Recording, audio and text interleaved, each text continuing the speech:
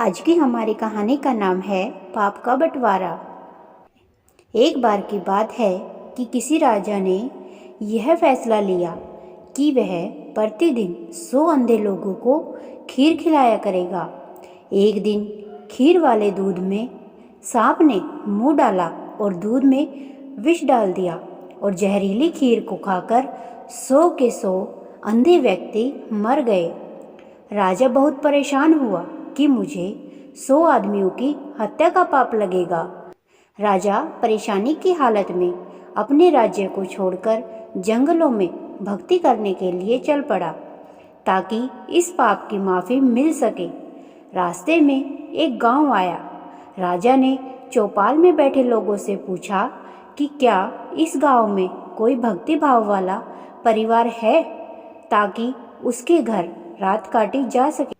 चौपाल में बैठे लोगों ने बताया कि इस गांव में 2 बहन भाई रहते हैं जो खूब बंदगी करते हैं।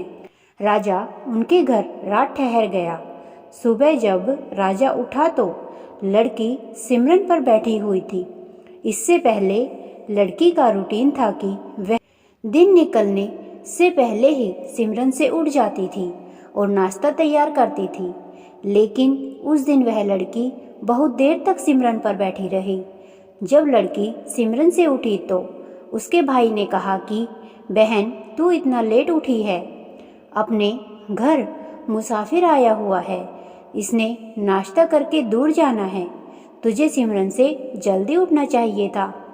तो लड़की ने जवाब दिया कि भैया, ऊपर एक ऐसा मामला उलझा हुआ था, धर्मराज को किसी उलझन भरी स्थिति पर कोई फैसला लेना था और मैं वो फैसला सुनने के लिए रुक गई थी, इसलिए देर तक बैठी रही सिमरन पर। तो लड़की ने बताया कि फला राज्य का राजा अंधे व्यक्तियों को खीर खिलाया करता था, लेकिन सांप के दूध में विष डालने से 100 अंधे व्यक्ति मर गए। अब धर्मराज को समझ नहीं आ रहा कि अंधे व्यक्ति की मौत का पाप राजा को लगे, सांप को लगे या दूध नंगा छोड़ने वाले रसोइयों को लगे। राजा भी सुन रहा था। राजा को अपने से संबंधित बात सुनकर दिलचस्पी हो गई और उसने लड़की से पूछा कि फिर क्या फैसला हुआ। लड़की ने बताया कि अभी तक कोई फैसला नहीं हो पाया था। तो राजा ने पूछा कि क्या मैं आपके घर एक रात के लिए और रुक सकता हूँ। दोनों बहन भाई ने खुशी से उसको हाँ कर दी।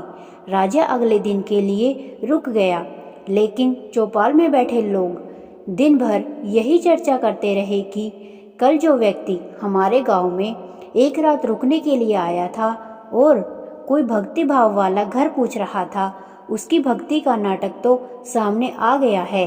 रात काटने के बाद वो इसलिए नहीं गया क्योंकि जवान लड़की को देखकर उस व्यक्ति की नीयत खोटी हो गई, इसीलिए वह उस सुंदर और जवान लड़की के घर पक्के तौर पर ही ठहरेगा या फिर लड़की को लेकर भागेगा। दिन भर चौपाल में उस राजा की निंदा होती रही। अगली सुबह लड़की फिर सिमरन पर बैठी और रूटीन के टाइम अनुसार सिमरन से उठ गई। तो राजा ने पूछा, बेटी, अंधे व्यक्तियों की हत्या का पाप किसको लगा।